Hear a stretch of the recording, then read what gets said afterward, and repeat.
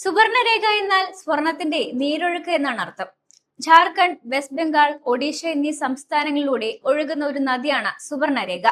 ഇത് വെറുമൊരു നദിയല്ല, പേര് സൂചിപ്പിക്കുന്നത് പോലെ ഒരു പ്രത്യേകതയുമുണ്ട്. ഈ നദിയുടെ അടിത്തട്ടിലെ വെള്ളത്തിൽ ശുദ്ധമായ സ്വർണമാണ് ഒഴുകുന്നത്. ഇത് ഈ അടുത്ത കാലത്തുണ്ടായ പ്രതിഭാസമൊന്നുമല്ല, വർഷങ്ങളായി നദീതടത്തിൽ കാണപ്പെടുന്ന ഒന്നാണ്. എന്നാൽ ലോകം ഡിജിറ്റൽ ആയതോടെ സുവർണരേഖയെ കുറിച്ചുള്ള ഓരോ കാര്യങ്ങളും പതിയെ പതിയെ ശ്രദ്ധ പിടിച്ചു പറ്റുകയായിരുന്നു. ഈ അസാധാരണമായ സംഭവത്തിന്റെ നിഗൂഢത ഇതുവരെ ആർക്കും മനസ്സിലാക്കാൻ കഴിയാത്തതിനാൽ സുവർണരേഖ സ്വർണത്തിന്റെ കലവറ എന്നും അറിയപ്പെടുന്നു. ഒരു നദിയിൽ നിന്ന് ഇത്രയും വലിയ അളവിൽ സ്വർണം പുറത്തേക്ക് വരുന്നത് തീർച്ചയായും അത്ഭുതകരമായ ഒരു കാര്യം തന്നെയാണ്. ഒരു മാസത്തിനുള്ളിൽ നദിയിൽ നിന്ന് 60 മുതൽ 80 വരെ കണികകൾ വേർതിരിച്ചെടുക്കുന്നുണ്ടെന്നാണ് കണക്കാക്കപ്പെടുന്നത്. പ്രകൃതിദത്തവും എന്നാൽ വിചിത്രവുമായ ഈ പ്രതിഭാസത്തിന്റെ ഉറവിടം കണ്ടെത്താൻ ശാസ്ത്രജ്ഞരും പരിശ്രമിച്ചുകൊണ്ടിരിക്കുകയാണ്. ജാർഖണ്ഡ് സംസ്ഥാനത്തെ രത്നഗർഭ മേഖലയിലൂടെയാണ് ഈ ഒരു നദി ഒഴുകുന്നത്. ഇതിന്റെ പോഷക നദിയായ കർക്കാരിയും പ്രധാന നദിയും വർഷങ്ങളായി സ്വർണ്ണ കണികകൾ കൊണ്ട് നിറഞ്ഞിരിക്കുന്നു.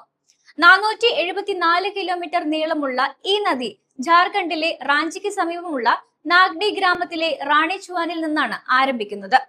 പിന്നീട് ബംഗാൾ ഉൾക്കടലിൽ ലയിച്ച് ഒഡീഷ, പശ്ചിമ ബംഗാൾ സംസ്ഥാനങ്ങളിലൂടെ കടന്നു പോകുന്നു. നദിയുടെ ഉത്ഭവസ്ഥാനത്തിനടുത്തുള്ള റാഞ്ചിയിലെ പിസ്ക എന്ന ഗ്രാമത്തിലാണ് ആദ്യം സ്വർണം ഖനനം ചെയ്തതെന്ന് വിശ്വസിക്കപ്പെടുന്നു. പക്ഷെ പിന്നീട് നദീതടത്തിൽ പ്രധാനമായും മണലിനടിയിൽ സ്വർണ്ണ കണികകൾ കണ്ടെത്തുകയായിരുന്നു. വർഷം മുഴുവനും നടക്കുന്ന സ്വർണം വേർതിരിച്ചെടുക്കൽ പ്രക്രിയയിൽ ചുറ്റുമുള്ള പ്രദേശത്തെ ആദിവാസി തൊഴിലാളികളാണ് മണൽ ഫിൽറ്റർ ചെയ്ത് നദീതടത്തിൽ നിന്ന് സ്വർണം വേർതിരിച്ചെടുക്കുന്നത്. മഴക്കാലം ഒഴികെ വർഷം മുഴുവനും ഈ ഒരു പ്രവർത്തനം നടക്കാറുണ്ട്. സ്വർണ്ണ കണികകളുടെ വലിപ്പം ഒരു നെല്ലിന്റെ വലിപ്പത്തിന് തുല്യമായിരിക്കും, ചിലപ്പോൾ അതിലും ചെറുതും ലഭിക്കാറുണ്ട്. നദിയുടെ അടിയിൽ അരിപ്പകൾ ഉപയോഗിച്ച് മണൽ അരിച്ചെടുക്കുകയാണ് ചെയ്യാറുള്ളത്.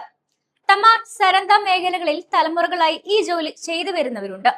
മണൽ ശുദ്ധീകരണത്തിനും സ്വർണം വേർതിരിച്ചെടുക്കൽ പ്രക്രിയയ്ക്കുമായി വ്യത്യസ്ത തദ്ദേശീയ സമൂഹങ്ങളിൽ നിന്നുള്ള ആളുകളെയാണ് ഉപയോഗിക്കുന്നത്. വീട്ടിലെ മറ്റെല്ലാ അംഗങ്ങളും സ്വർണ്ണ ഖനന പ്രവർത്തനങ്ങളിൽ ഏർപ്പെട്ടിരിക്കുന്നു. ഇത് മടുപ്പിക്കുന്ന ഒരു ജോലി തന്നെയാണ്. കാരണം വേർതിരിച്ചെടുക്കൽ ജോലി പൂർത്തിയാക്കാൻ വേണ്ടി ചിലപ്പോൾ ദിവസങ്ങൾ വരെ ആവശ്യമായി വരാറുണ്ട്.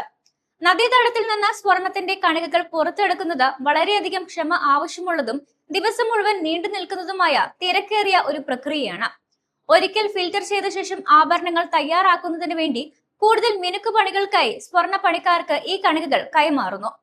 നദിയെക്കുറിച്ച് അധികം അറിയപ്പെടാത്ത ചില കാര്യങ്ങളുമുണ്ട്. ഇതിഹാസ നോവലിസ്റ്റുകളായ വിഭൂതിഭൂഷൺ ബന്ദോപാധ്യായയും രവീന്ദ്രനാഥ ടാഗോറും അവരുടെ നോവലുകളിലും കവിതകളിലും സുവർണരേഖ നദിയെക്കുറിച്ച് പരാമർശിച്ചിട്ടുണ്ട്. പ്രശസ്ത ബംഗാളി ചലച്ചിത്ര സംവിധായകൻ ഹൃതിക് ഘട്ടക് ബംഗാൾ വിഭജനത്തെ കേന്ദ്രീകരിച്ച് സുവർണരേഖ എന്ന ബംഗാളി സിനിമ സംവിധാനം ചെയ്യുകയും ചെയ്തിട്ടുണ്ട്.